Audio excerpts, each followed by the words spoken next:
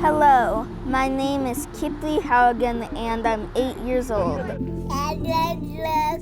At the Consumer Product Safety Commission headquarters in Maryland, I have worked very hard in therapy so I could come here today and share my story. but instead of her story being heard inside, directly in front of the CPSC commissioners, she's reading it on the sidewalk with no audience, except for a few Homeland Security vehicles and our cameras. When I was a baby, I was hurt and poisoned by water weeds. The meeting Kipley spent weeks preparing for was abruptly pushed back for months, shortly after 3 Democratic-appointed commissioners, Mary Boyle, Alexander Hohensark, and Richard Trumka Jr., were all fired from their positions. Kipley and her mother Ashley traveled to the D.C. area from San Antonio, Texas, determined to share their story. Our national investigative team first met them 2 years ago, where Ashley explained how a single stray water bead Kipley ingested when she was a baby left her with permanent injuries. Parents have no idea. They have no idea that there can be products in their houses that contain harmful chemicals. Today, nothing is stopping Ashley and Kipley from sharing their story to save others. Consumer product safety isn't a partisan issue. Honestly, it's border control for dangerous products. The future of the CPSC and the safety rules they've passed are now uncertain. The CPSC is the federal government's consumer watchdog. Founded by Congress in 1972, the commission oversees more than 15,000 household product categories like baby gear, toys, and weed eaters. The independent agency, among other things, creates safety standards, issues recalls and warnings for defective items, and monitors products arriving at U.S. ports. You may never have heard of the Consumer Product Safety Commission, but it literally has taken harmful products out of your home, destructive products away from your children. Richard Trumka Jr., one of the fired commissioners, remembers getting the notification about his termination via email. Well, it was pretty clear on the timing what was going on. It was about 45 minutes after we said, no, we're not going to let DOJ come in and start gutting our agency from within. And it was a day after we had said publicly at an open hearing of the commission that we will not allow the firings of any of our staff who work hard every day to save people's lives.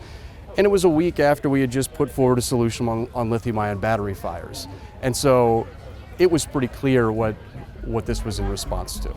At their public mid-year review meeting before the firings, acting chairman and Republican-appointed Commissioner Peter Feldman applauded recent changes to the commission. The commission terminated all DEI offices and initiatives, choosing instead to focus exclusively on the safety of American families. I moved to reassign staff from CPSC's Office of International Programs to end wasteful trainings for Chinese manufacturers and to level the playing field for responsible domestic firms by ending this special treatment. Trumka now worries about the fate of final safety rules and those pending. Final rules are typically the last step in the rulemaking process for the CPSC before any new consumer regulation is established or enforceable.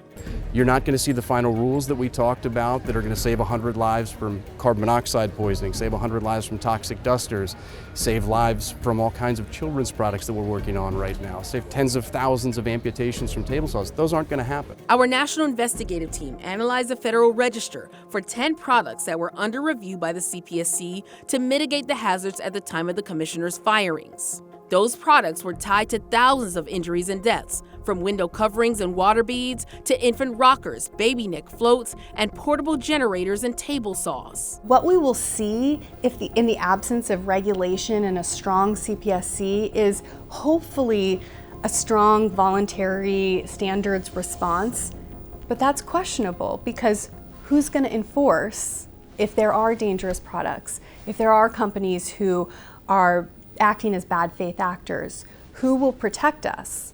Certainly not the CPSC if it doesn't exist.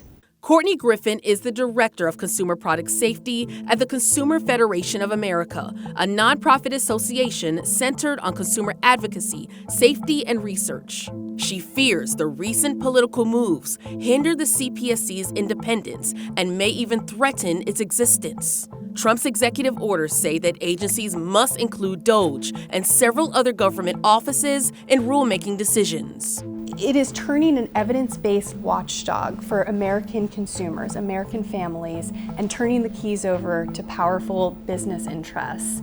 It will now become a political weapon whereby we can have our physical safety in question because no longer will it be an independent, evidence-based body of true qualified professionals. For those who may say, well, the CPSC hasn't done enough. They've been around for a while, they haven't done enough. What would your argument be against those who may feel that way, that maybe an overhaul needs to happen? And I think that's a fair criticism. And my retort would be, that's because there has been restraints put on the CPSC that haven't allowed them to fully operate to protect consumers. And by that, there are really specific things I'm referring to. There is a requirement that the commission can't disclose certain information to the public, even when there's a threat, unless they first negotiate it with companies.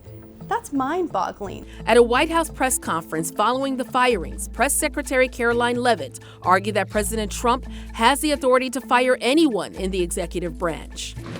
It's a federal agency within which branch? It's the executive branch. Who's the head of the executive branch? The President of the United States.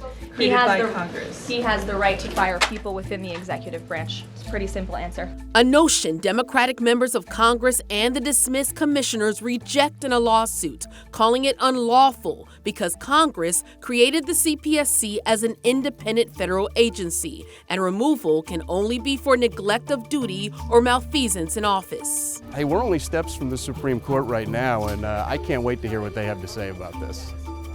Our team asked the CPSC for an on-camera interview. We wanted to know what the future of the commission looks like, the current staff headcount, and if the 3 fired commissioners are still on their payroll. The CPSC declined our multiple requests to discuss the matter in person or any of the questions we provided.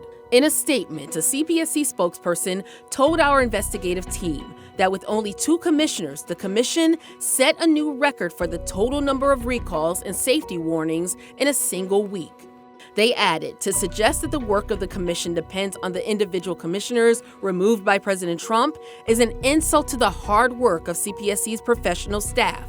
They also said that under the Constitution and the CPSC Act, the president has the authority to remove commissioners, which he has exercised lawfully.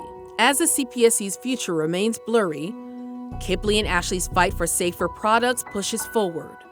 They delivered their speeches and statements in front of the Capitol, making their plea for safer consumer products to anyone who will listen. President Donald Trump, Chair Feldman, please help me protect kids from water beads. I'm counting on you. Thank you.